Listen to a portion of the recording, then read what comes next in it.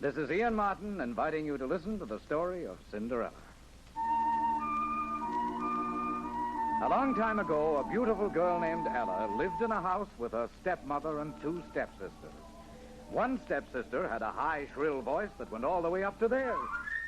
And the other stepsister had a low, harsh voice that went all the way down to theirs. The two stepsisters were always dressed in beautiful gowns, and they did no work around the house. But as for poor Ella, she was always ordered about by her stepmother. Make the bed. Yes, stepmother. Wash the dishes. Scrub the floor. Yes, stepmother. And when you're all through, sweep out all the cinders in the fireplace. Yes, stepmother. Yes, sweep out all the cinders in the fireplace. The poor girl was always sweeping cinders, and the rags she wore as clothes were so full of cinders that everyone called her Cinderella.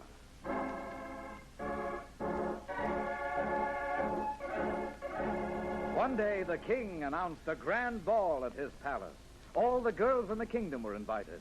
The stepsister with a high, shrill voice, and the stepsister with a low, harsh voice, each dressed in their finest. But as for Cinderella... Cinderella, you're not going to the ball. You're staying home among the cinders where you belong.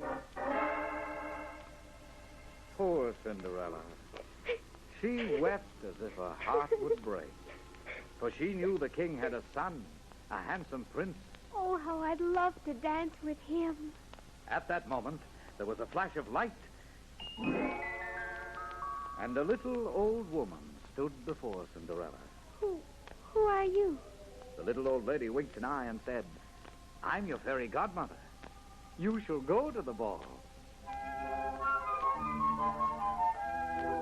The fairy godmother waved her magic wand.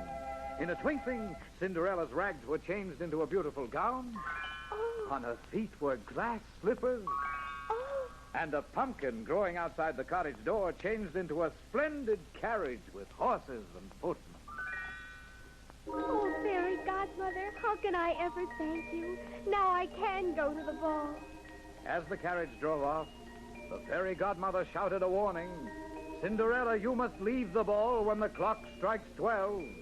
For on the stroke of 12, your gown will turn back to rags, and your carriage will be a pumpkin once again.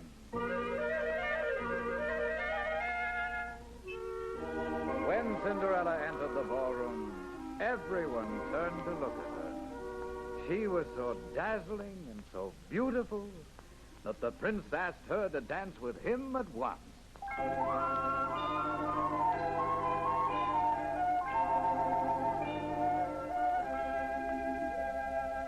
All evening long, the prince danced with Cinderella.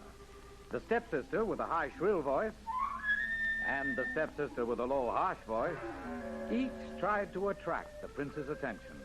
But he had eyes for no one but Cinderella.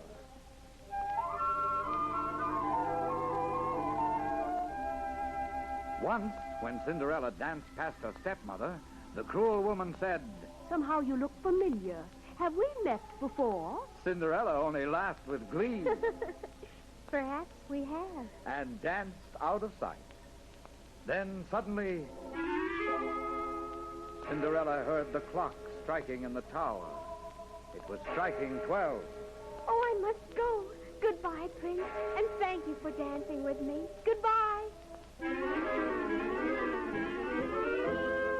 The prince called after her, but Cinderella kept running out of the ballroom into the courtyard of the castle.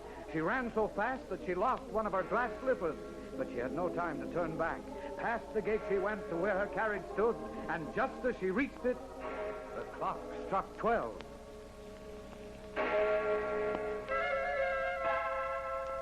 In a twinkling, her beautiful gown was rags again, and the carriage had turned back into a pumpkin.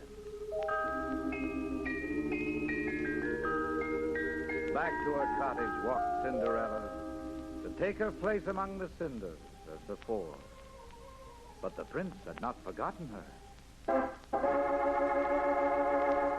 He had found the glass slipper in the castle courtyard, and he was determined to find that beautiful girl that he danced with. So he wished to marry her.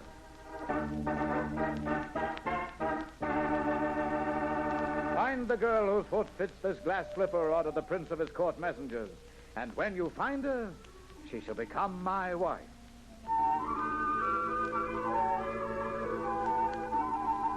Through the length and breadth of the land went the messengers, and finally arrived at the cottage where Cinderella lived. The stepmother greeted the messengers at the door. I have 2 daughters. Surely one of them has a foot that fits the glass slipper? First, the stepsister with a high, shrill voice tried the slipper on, but it was much too small.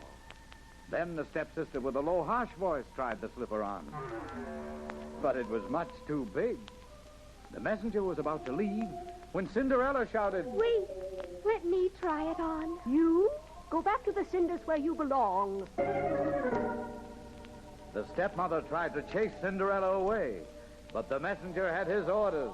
He was to try the slipper on every girl in the kingdom. Cinderella took off her old, dirty wooden shoe and poised her foot above the glass slipper. And then in slipped her foot, fitting perfectly. When Cinderella was brought before the prince, he knew at once that she was the girl he had danced with. For despite her ragged clothes, her beauty and warm heart shone through. Soon they were married and lived happily ever after. And that's the story of Cinderella.